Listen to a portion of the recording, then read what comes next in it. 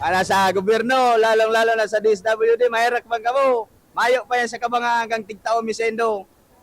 Totoo yan. Ibigay ang subsidiya, ang rollback kulang pa. Ito ang panawagan ng ilang tsuper sa Naga City matapos maantala ang pagbibigay ng cash aid mula sa DSWD sa hindi pa nila malamang dahilan. Ayon sa transport leader na si June Villante, hindi pa rin umano sapat ang tapyas presyo sa langis kahit dalawang magkasunod na linggo nang bumaba ang presyo nito. Kami po nagpasalamat, medyo po bagas itong ginibong nationwide strike ang alliance, gadyaw po pigadangog na kung pwedeng ibalik naman sa 55 pesos lang ang per liter na nahilimi po kaya na talagang dapat man talang ibalik.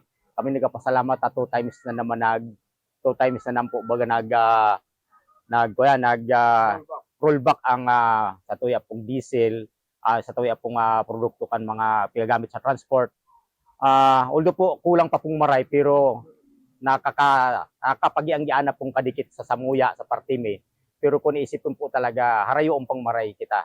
Kung sana po mag-rollback pang 2 bisis pong araw po kani, mas magayon na po siguro ang magiging epekto kani sa satuyang ekonomiya. Binigyan diin ng mga tsuper na kahit na may pagbaba na sa presyo ng langis, dapat pa rin ibigay ang pangakong subsidiya sa ilalim ng Assistance to Individual in Crisis Situation o AX ng DSWD. Manunungod po naman doon po nga sa mga subsidiya, kami po nga nagangalas ang ito pong subsidiya para sa mga operator sa good drivers na sa paagi kang DSW na AX.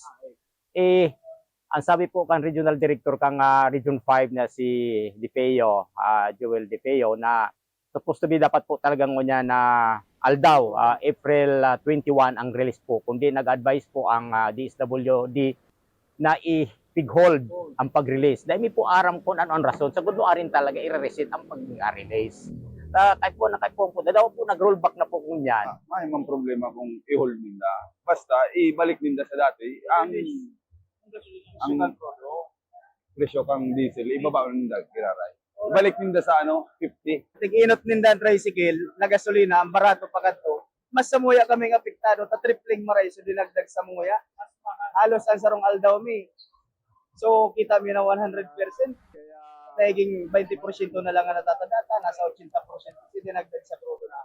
Dahil pa yung sapat. Sa ngayon, kinumpirma ni Energy Secretary Garin na magkakaroon na ng ngipin ng pamahalaan para sa pagtatala ng presyo ng mga produktong petrolyo sa pamamagitan ng Executive Order 110 o ang Deklarasyon ng National State of Energy Emergency. Jan Amador, CSN.